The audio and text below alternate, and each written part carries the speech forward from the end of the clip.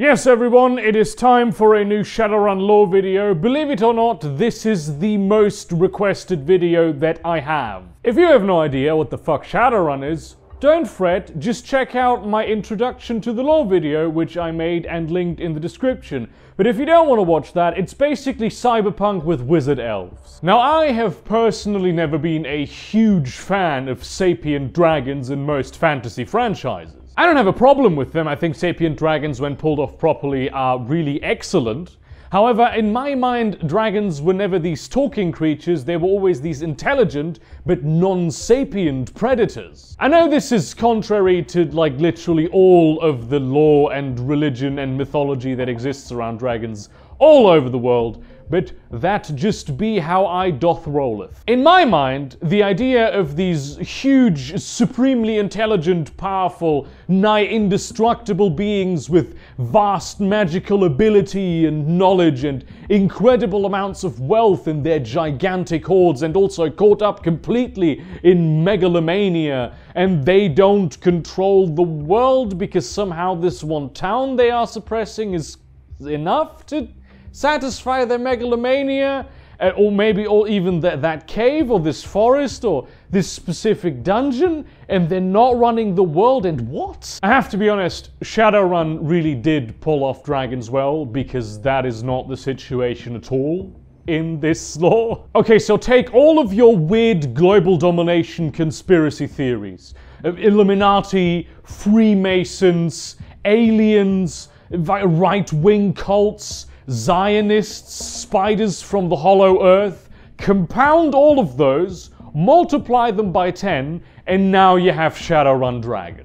Not necessarily all the dragons, mind you, but definitely the great ones, which are great not only in that they are more powerful than all the other dragons, but also in that they are literally physically greater, as in larger. There are also minor dragons who are really fucking powerful and sapient, and you don't want to mess with them, and there's also Draco forms who are not sapient. But today I want to talk about the big boys, the great dragons. Dragons come in 4 flavors. There might be more that will be revealed in the lore at some point, but I highly doubt it, because there are only 4 major dragon mythologies in the world. The first type is Eastern dragons, which are, you know, Eastern looking. It's basically these long flying reptiles without wings, though they can still fly. They have the whiskers, they have the horns, and they also have the slightly more fish-like scales when compared to proper reptilian dragons.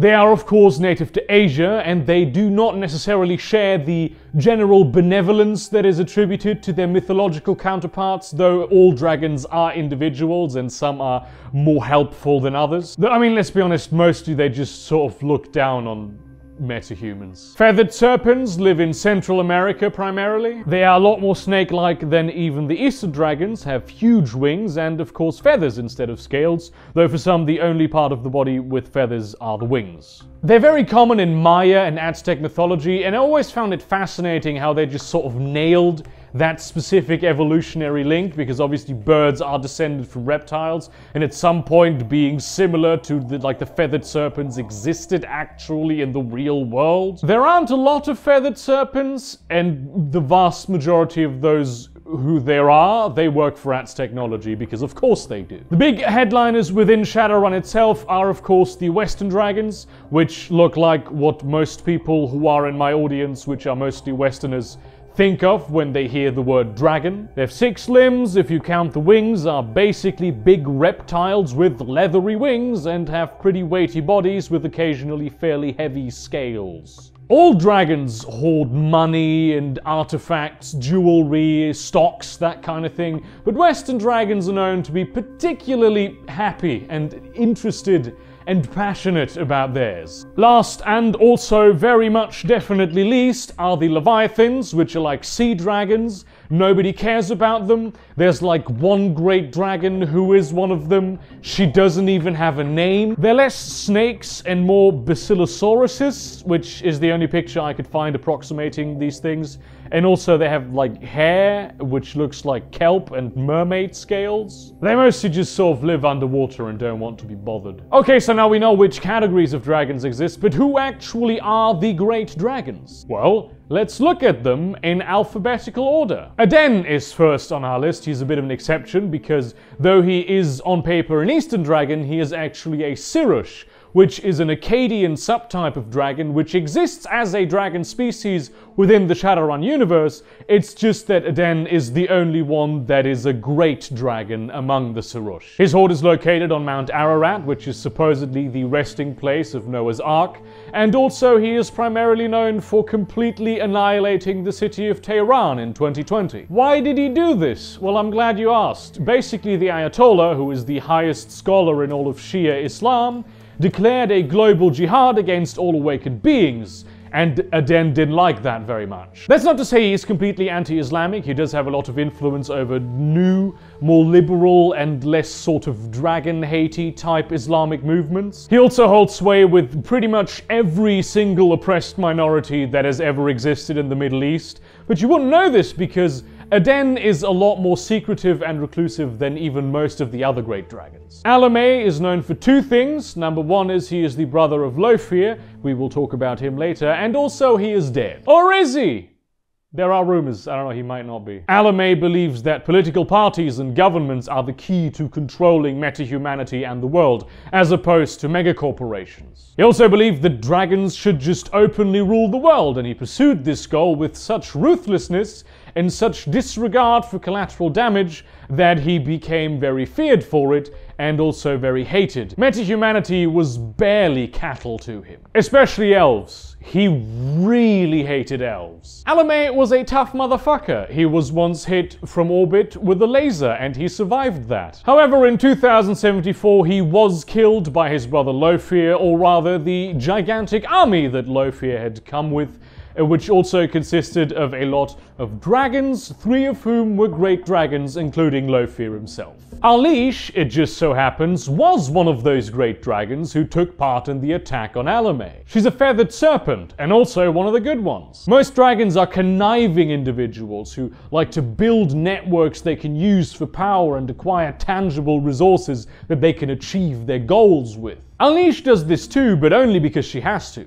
Her stated goal in the world is to protect meta-humanity from threats they couldn't possibly understand, and she hires Shadowrunners pretty often to achieve this purpose. Celadir is a nerd. He lives in Wales and is the chief science officer of Neonet, which is a massive megacorporation in information technology. He could have been the CEO and controlled the entire company and use it for whatever purposes he had, but as I said, he is a nerd and he prefers to do science, so that's what he does. Primarily, he's interested in the internet, or as it is known in Shadowrun, the Matrix. His main project right now is to devise a series of interfaces with which metasapiens, not just metahumans, can really plug into the Matrix the way that metahumans can, especially dragons, and he has had some success in this. He's also very interested in technomancers who, unlike most people, he does not believe should all be killed. Also, he can dive through the earth like it's water.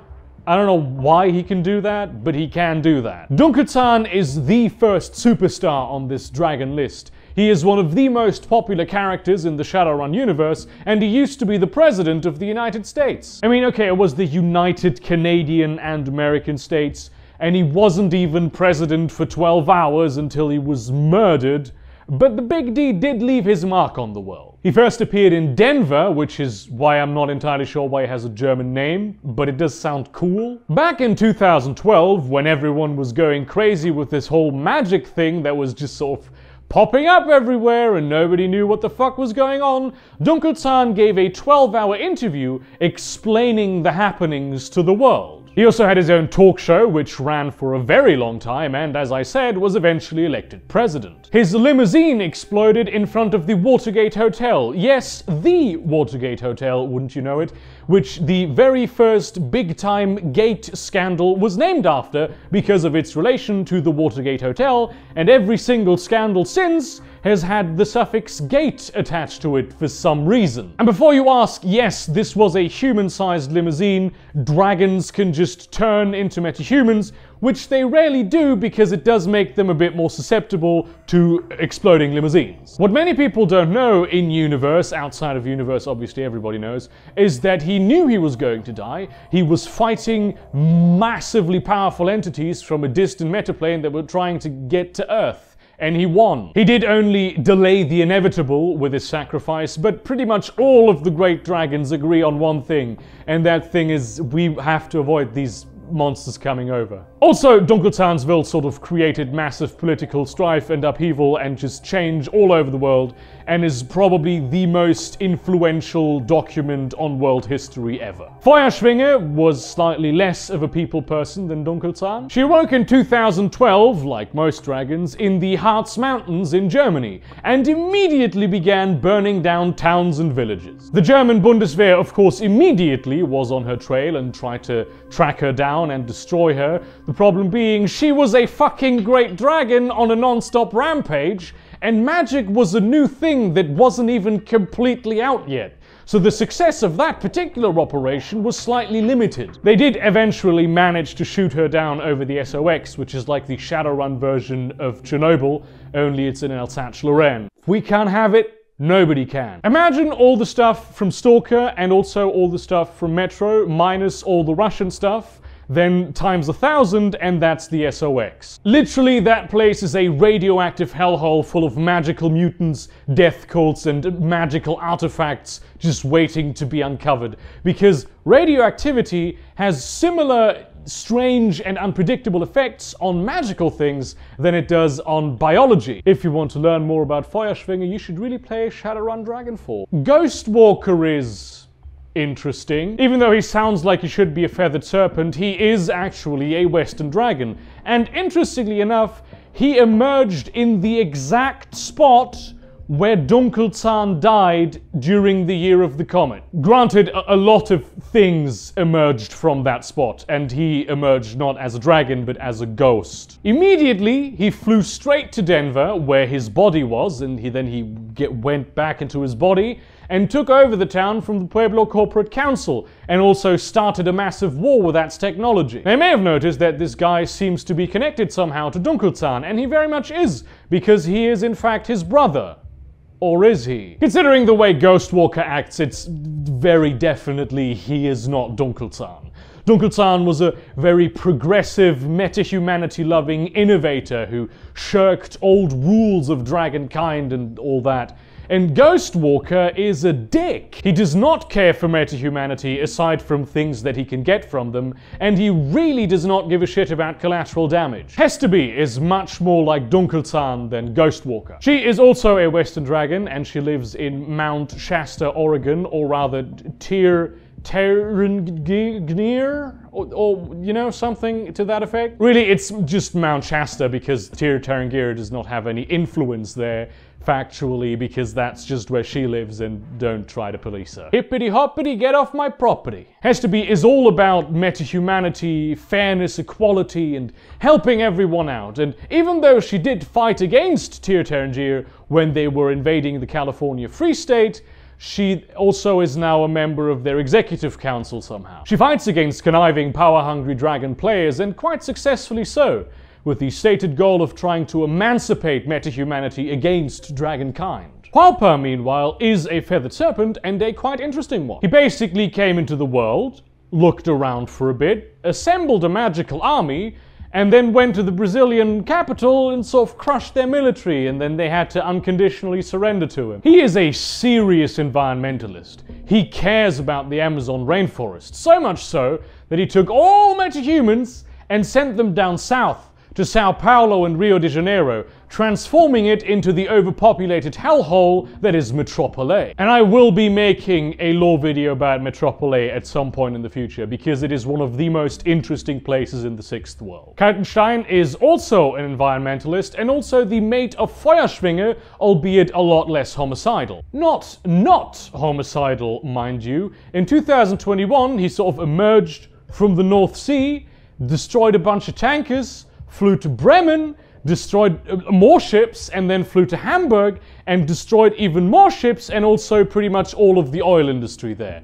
And then he also later used a lot of his personal fortune to revitalize the North Sea, which had been destroyed by the oil industry. He tried to recover Feuerschwinge from the SOX, but was stopped by Nebelherr and Lothair, dropping severely wounded into the Black Forest, where he now is a political player in the Troll Kingdoms. He doesn't really interfere much beyond local politics, but he does mount operations against entities he considers to be immoral, mostly megacorporations. Lothair has been mentioned several times in this video, and with good reason. He is the wealthiest and very probably most powerful individual in all of the Sixth World. He is the owner and CEO of Zederkrupp, headquartered in Essen, Germany, which is the largest and also most powerful of all the AAA megacorporations. This guy has some serious power. I don't know for sure, but I do think that I read somewhere that Lothair is supposed to be the dragon on the Shadowrun logo. He has interests all over the world. He has fingers in every pot. If Big L wants to get you, he will get you. Even just as a dragon, he has serious power. The only other great dragon that was larger than him was Kaltenstein, and he defeated Kaltenstein. He also killed several great dragons, including his brother Alamé. Seriously, Lothair means business. If in your Shadowrun campaign, you run into him or one of his immediate agents, like Hans Brackhaus, wink wink, things just got serious. Long is the quintessential Eastern dragon. He is an absurdly powerful geomancer, has massive influence over all of the Chinese splinter states, and also controls several triads. For most of his existence in the Sixth World, he has been pretty quiet, until eventually in 2062, he just sort of claimed a major religious site, and has since been trying to stabilize the ley lines against his former pupil Rumyo. Long really cares about symbolism. He wants to control all of the 5 holy mountains of China, and he wants 3, not 4, mind you, of a set of artifacts of which there is 4, because 3 is a lucky number and 4 is an unlucky number in China. Masaru is the youngest of the great dragons, which means he's like 7,000 years old, and he sees himself as a Filipino. He helped the Philippines break free from Japanese hegemony in the 2060s, but before that he lived in Vancouver, where he was laying the groundwork for Filipino independence. Being an advocate of democracy, equality, and human rights, he is very much opposed to the Japanese, who in Shadowrun are cunts. He's also a patron of the fine arts and, like many dragons, an avid environmentalist, though he does prefer giving massive donations to charitable foundations over killing people. Mujaji is pretty much the only great dragon who has taken an exclusive interest in Africa. She is a feathered serpent, and she lives in Cape Town, Azania, where she acts as the protector of the Xhosa people, which are a huge ethnic group. She also is a very avid and strict environmentalist, but she does encourage corporations to come to Azania and do business there, so long as what they do is ethical. The only other great dragon she ever has any conflict with, or really any major contact, is Lothair, because obviously he does have interests in Africa, he has interests everywhere, and she really doesn't like the way he operates. Nachtmeister was the king of scheming dragons. Most of the other great dragons didn't even know he was alive, because he was undercover in his human form, taking control of the Frankfurter Bankenverein. He used his influence as a banker to funnel money out of a charitable foundation for the advancement of humanity into a private corporation that did pretty much the same thing except for profit. It's called Proteus AG, and mostly they build underwater or space arcologies. They also have some sort of weird agenda that only Kaltenstein ever really understood. His greatest opponent was, of course, Lothair, whom he tried to outmaneuver on a corporate, a geopolitical, and a Draco-political level all of the time, and succeeded a lot more often than anyone else ever. He was, however, just killed by Lothair in 2062 in a massive aerial battle over Frankfurt. Ronneby is like the sagely grandfather of dragonkind. He owns a little bit of everything, but he doesn't really use it to have influence over those things, and more for it to generate money for him. When he first awoke, he destroyed an entire village in Wales and later apologized and paid restitution to the families before settling in a different town. His primary interest seems to be dragons as a species in and of themselves, and he does a lot of research into that, not interfering with the machinations of the other dragons. He mostly keeps out of their radar, and actually sort of has a good relationship with all of the great dragons. Yes, he did steal eggs from the sea dragon, but she doesn't even have a name. The only thing about metahumanity that he seems to have some kind of interest in is music, and he even has a blog on music, and he also supports Welsh independence. Hrymur was the very first dragon that humanity ever saw. He couldn't even wait until 2012. He appeared on Christmas 2011. He lives in Japan and is known for his incredible impatience and very hot temper. He controls basically all of the Yakuza and has a very problematic relationship with his former teacher Lung, whom he accused of sort of withholding secrets from him as he was teaching him, so he just left and found out those secrets on his own time. Being a dragon, and a great dragon at that, he is a great subject of spiritual and religious debate in his home country of Japan. Most really of the Shinto religio claiming that he is the highest of all spirits, the highest of all kami, while some other subsects going, but wait, hold on. He did some things and the year of the comet really devastated Japan. And I think he's to blame, and Long agrees with those people. Schwartzkopf really irritates me because there is a manufacturer for hair products in Germany that with the exact same name. He's a staunch feudalist, fashioning himself the count of the small region of Czechia he controls. This is of course a political battlefield full of intrigue, which he really enjoys, especially because he can live like a king, insanely lavish. He took over a highway from Prague to Munich, I think, and put tolls there so he could finance his lavish and expensive lifestyle. And he also loves the fact that he can just basically do what he wants because he's a fucking dragon. He also lectures magic at the University of Prague and sometimes some other universities because he knows more about this particular subject than probably all of the other great dragons. The sea dragon is another one of those environmentalists, but she is pretty isolated from the world on account of she has no name and also lives underwater. She's also the only great leviathan. Her primary opponent seems to be the Porteosage by Nachtmeister, though she does sometimes work with some mega corporations a little bit. The vast majority of what she does is very firmly anti-mega corporate. That being said, she does sort of run a bit of an underwater industry, dealing primarily in rare artifacts and orichalcum that her merfolk mines for her so that she can pay for her operations on the surface. Also, Ronneby did steal some of her eggs, but I mean, there are rumors that they are also sort of Ronneby's eggs and that they had a thing. Sirrurg is the last of the great dragons on this list, and he is crazy. They call him Sirrurg the Destroyer, so it's not really much of a surprise that pretty much every country on Earth considers him to be an international terrorist. There is a reason for his violence. He is one of those environmentalist dragons. He even helped Hualpa establish Amazonia. Before that, he would just show up, wreck some shit, and then disappear again. Once he even attacked a random airplane for no reason and took it down. Though, to be fair, there was a magic user on the plane that tried to protect the plane from Sirrurg, so possibly maybe that was the actual target.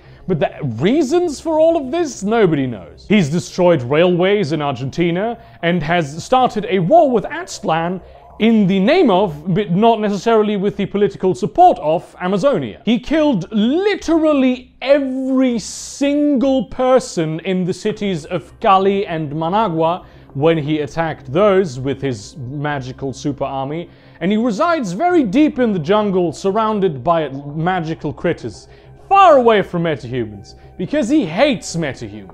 Well friends, there you have them, the great dragons of Shadowrun. Thank you very much for watching this video. Consider supporting me on Patreon with a monthly donation for very cool rewards on the Discord server. I was supposed to upload a story to the short story channel today, but this video took a lot longer than I expected. So that's gonna happen tomorrow because I didn't record the audiobook yet. It's quite long. Also, get some stuff from my merch store. The last call is approaching for 15% off in that department. In that spirit, don't let yourselves be eaten by dragons because that will be very bad. And also that would destroy the entire corpus of modern science when we suddenly found out that dragons existed.